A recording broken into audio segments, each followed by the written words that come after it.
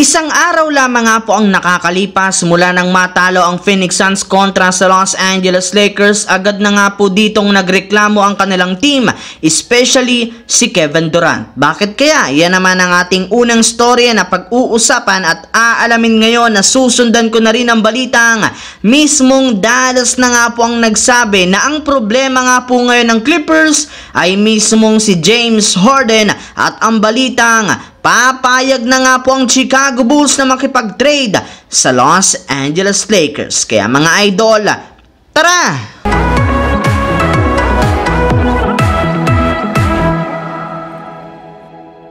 Marami nga po mga idol na mga fans ng Phoenix Suns ang sobra talagang nadismaya sa pagkatalo ng kanilang team sa kanilang game kontra sa Los Angeles Lakers. Gayong bukod nga po sa katotohanan na lumalamang sila dito ng napakalaki, hirap pa nga po silang manalo ngayon sa loob ng kanilang home court. Pero ayon nga po sa pinakahuling inilabas na balita ngayong araw, hindi rin naman nga daw sana matatalo dito ang Phoenix Suns kung hindi dahil sa ginawang pagkakamali na naman ng kanilang mga referee. Kung inyo nga pong matatandaan mga idol, sa huling mga minuto nga po ng kanilang laban, nagkaroon nga po ang Lakers ng multiple na possession ng bola sa pagkakakuha nila ng ilang mga offensive rebounds na siyang naging daan para makatira si Cam Reddish ng 3-pointer upang makalamang sila ng 5 puntos. Pero ayon nga po mga idol sa inilabas na balita o last 2-minute report ng NBA, hindi rin naman nga daw sana lalamang ang Lakers ng 5 puntos kung natawagan lamang ng kanilang mga referee si Anthony Davis ng 3-second defensive violation,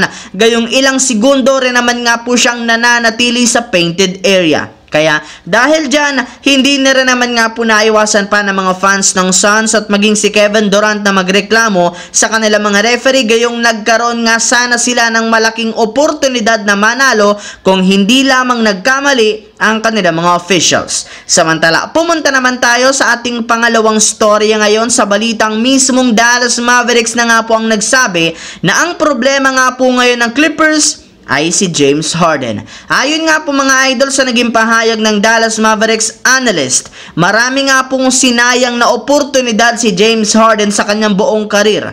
Unang-una nga dyan ay ang lubos na pagtitiwala sa kanya ni Daryl Morey sa Houston Rockets. Sa katunayan, lahat nga po ng mga hinihingi nito na susunod sa pagkuha nila kina Mike D'Antoni, Dwight Howard, Chris Paul at maging si Russell Westbrook. Pinapabayaan rin naman nga siya ng kanilang team na magsaya sa kanyang buhay. Sa katunayan, binago nga po ng Rockets ang kanilang schedule para sa kanya. Pero ano ang ginawa ni Harden? Mas pinili pa rin naman nga nito na umalis at lumipat sa Brooklyn Nets para bumuo ng Big 3 kasama sina Kevin Durant at Kyrie Irving. Ngunit makalipas lamang nga po ang isang taon, umalis at lumipat na rin naman ito sa 76ers para makipag-reunite kay Daryl Morey at makasama ang reigning MVP na si Joel Embiid. Sadyang nasayang lamang nga po ang pagkuha nila dito matapos hindi sila makapasok sa finals at magkaroon agad sila ng drama. Kaya kung sakasakali man nga pong hindi na naman gumana ang paglipat ni Harden sa Clippers, magre-request na naman nga ito ng trade.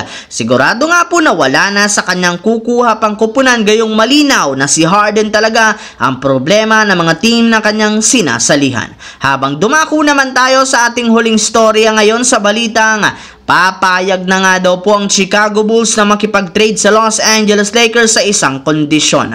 Katulad nga po mga idol ng napag-usapan natin, isa nga po sa mga kupunan na inaasahang gagawa ng trade ngayong season ay ang Chicago Bulls, lalo pat pabagsak na nga po ng pabagsak ang kanilang standings.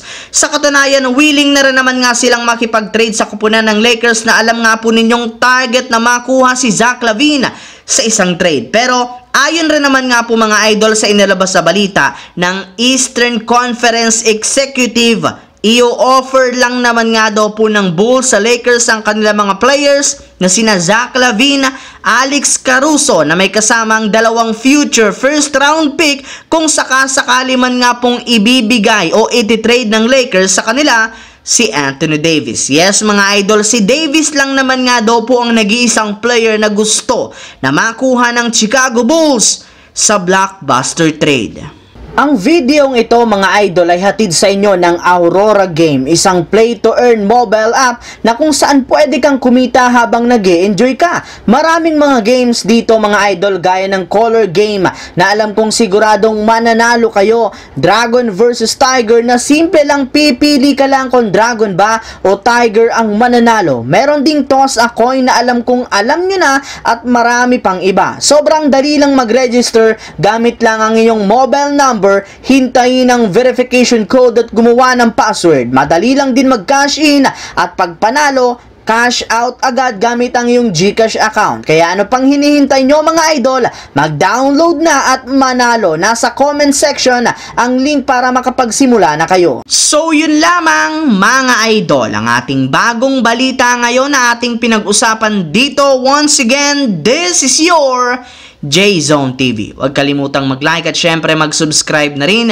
Pindutin ang notification bell sa akin channel para lagi kayo ma-notify sa mga videos na ina-upload ko. I-follow, bisitahin na at i-like ang ating Facebook page, J-Zone TV. Maraming salamat mga idol.